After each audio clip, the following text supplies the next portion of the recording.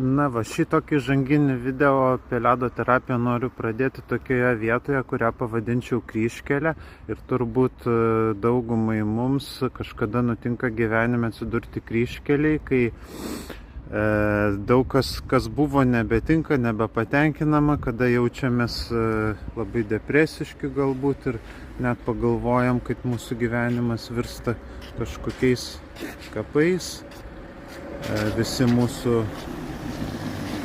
žmonės, visi mūsų pomėgiai mirė ir kitoj pusėje kapai ir galime rinktis kažką kitą.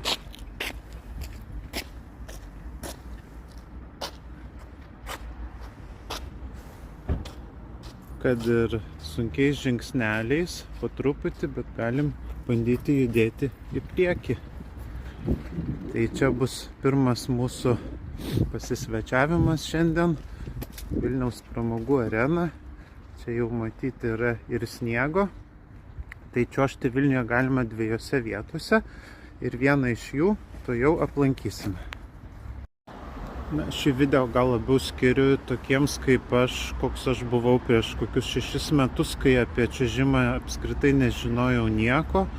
Tik pajaučiau kažkokį vidinį norą, kad galbūt tai gali man padėti, kai nepadėjo, galima sakyti, niekas kitas.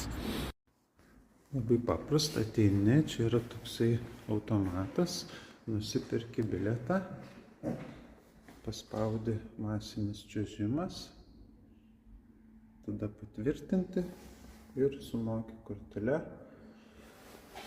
Čia dabar uždaryta, bet čia yra pačiūžų nuoma, į bilieto kainą įskaičiuota pačiūžos, tai tiesiog tam žmogui, kuris aptarnaus, reikia pasakyti savo batų dydį. Rūbinės galima ateiti persirinkti su spintelėm.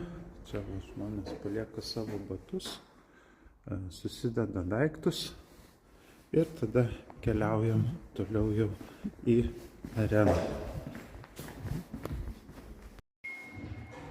Na, va, taip atrodo pati pramogų arena.